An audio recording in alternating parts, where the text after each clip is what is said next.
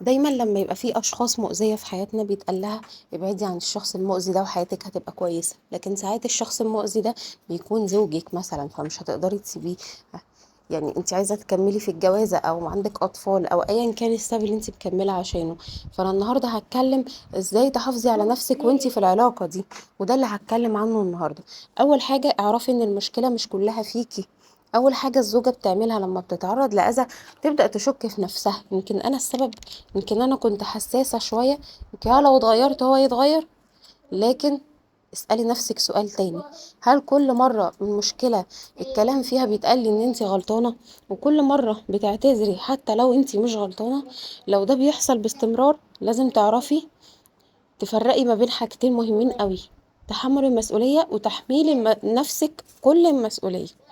في فرق بين الاتنين دول. تاني حاجة، ودي حاجة مهمة جدا، كتير من الزوجات بيقولوا هو كان زمان طيب، هو كان زمان بيهتم بيا، هو كان زمان مختلف، وبتفضل مستنية النسخة القديمة من جوزها ترجع تاني. لكن اسألي نفسك سؤال، أنا عايشة مع مين دلوقتي؟ مع الشخص اللي معايا ولا مع الشخص اللي في ذكرياتي؟ ده سؤال مهم قوي تسأليه لنفسك، هيخليكي عارفة تتقبلي الوضع وعارفة تتعاملي معاه.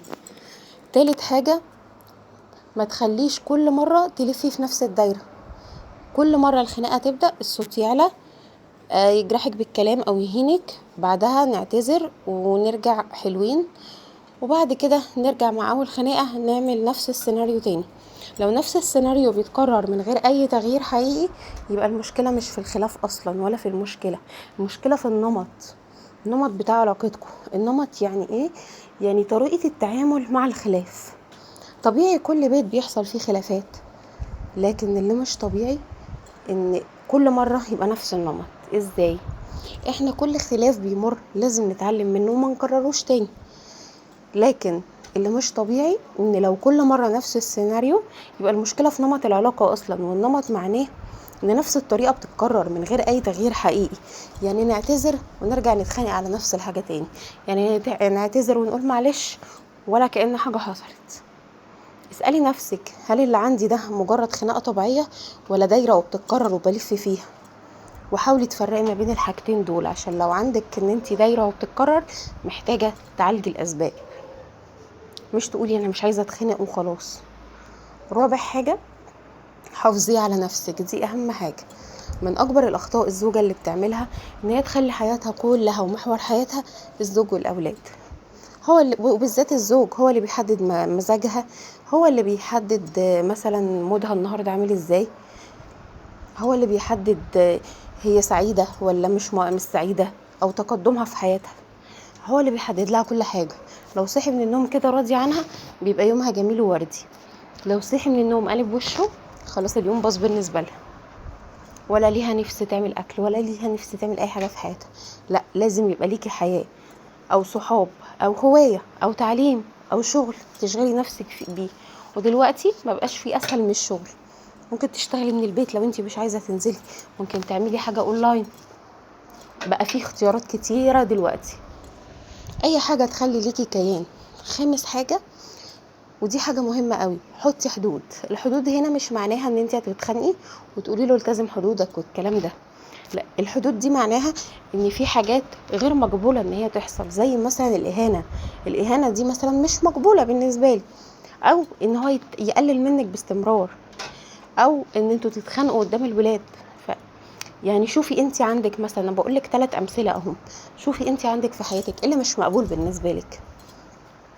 اكيد هتلاقي حاجات تحطيها ويبقى عندك حدود واضحه وثابته في اي وقت وطول الوقت شغاله، وتبقى ثابته ومعروفه ليكوا انتوا الاتنين.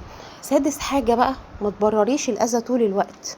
هو متضايق، اصل هو في الشغل مضغوط، اصل هو طبيعته عصبي، اصل هو طبيعته مرهق. ساعات لما بنخفف عن نفسنا بنقول الاعذار دي. هو طبيعي ان انا يعني التمس له العذر، لكن في فرق ما بين ان هو الزوج عنده مشكلة مثلا فهو مضغوط الايام دي وان انا استحمله.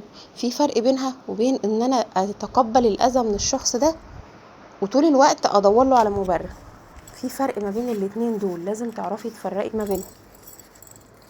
بعد كده هتكلم على 7 حاجة اهتمي بنفسك قبل ما تنهاري. دايما بيجوا في مرحلة بعد الانهيار، كل السيشنز بيجوا في المرحلة دي. اهتمي بنفسك قبل ما تنهاري، ما تستنيش لحد ما توصلي لمرحلة انك مش قادرة تقومي خلاص وتعبانة وتعبتي من الانسان ده وتعبتي من الحياة دي وتعبتي من كل حاجة وخلاص. هو الاذى النفسي بيوصل لاذى صحي. فقبل ما توصلي للمرحلة دي اهتمي باكلك، بنومك، بصحتك، بكل حاجة. اخرجي، ليكي حياتك، اخرجي، علاقتك بربنا وبأي شخص داعم في حياتك. لو حواليكي اشخاص داعمين هتبقي كويسة جدا، حتى لو زوجك مؤذي. اي شخص داعم في حياتك، مامتك، اختك، صاحبتك، اي حد مقرب ليكي. وطبعا قبل اي حاجة صلحي علاقتك بربنا، لان الانسان لما بيكون مستنزف بيبقى في اصعب حاجة عليه انه ياخد دايما قرار صح. فابعدي ان انت تاخدي قرار صح وانت مستنزفة نفسيا. في النهاية انا مش هقولك حاجة، يعني حاجة واحدة لكل الناس. مش هقولك استمري في الجوازة او انهي الجوازة، لا، كل واحدة ليها ظروفها، كل واحدة ليها حياتها، كل واحدة ليها تفاصيلها غير التانية. مهما كانت ظروفك اهم حاجة ما تخليش الاذى المستمر ينعكس عليكي، لان الحفاظ على نفسك دي حاجة ثابتة ما تغيريهاش. الحفاظ على نفسك ونفسيتك ده حاجة مهمة جدا. لو حاسة ان الكلام ده بيمثلك قولي دلوقتي في الكومنت انا اخترت ابدأ واهتم بنفسي، وابدأي اهتمي بنفسك. وفي جروب الواتساب للدعم النفسي، الجروب مجاني تماما واستشارات نفسية، ورقم التواصل لحجز السيشنز، يعني في دعم نفسي وفي سيشنز. فابعتولي على الرقم على الواتساب وهبعتلك كل التفاصيل اللي